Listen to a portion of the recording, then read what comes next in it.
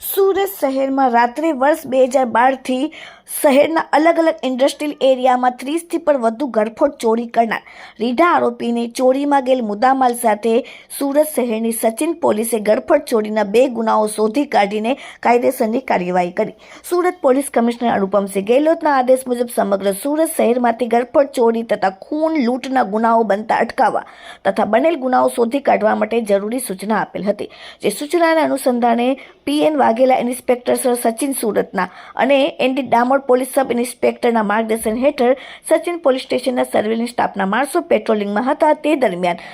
તેમને મળેલ અંગત બાતમીના આધારે આરોપી લાલા ઉર્ફે નેલુ ઉર્ફે ગુરખા ઉર્ફે રાજુ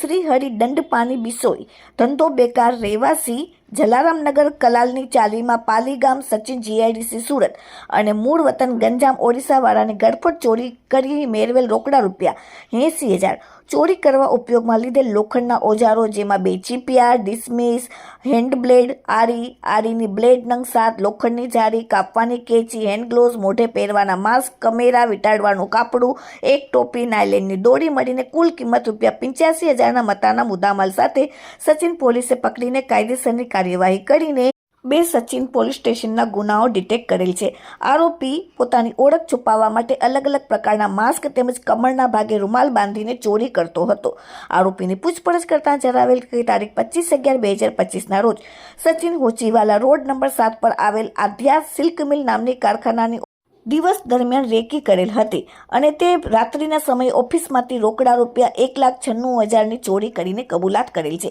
આરોપી અગાઉ સુરતના ક્રાઇમ બ્રાન્ચમાં 2021માં પકડી પાડવામાં આવેલ હતો. આરોપી 2012માં 2025 સુધીના સમયગાળા દરમિયાન તેમણે એકલા જ ખટોદરા GIDC, ઉધના ઉદ્યોગનગર, પાંડેસરા બાટલીબોય પાસે આવેલ યુનિટી એસેટ અને Pramukh Park Industrial Estate, Limbayat Mahaprabhunagar, Narayannagar Estate તથા આઈ માતા ચોક પાસે આવેલ ભાગ્યોદય ઇન્ડસ્ટ્રીયલ એસ્ટેટ વગેરે વિસ્તારોમાં આવેલ સંચા, મશીનના બંધ કારખાનાની ઓફિસો,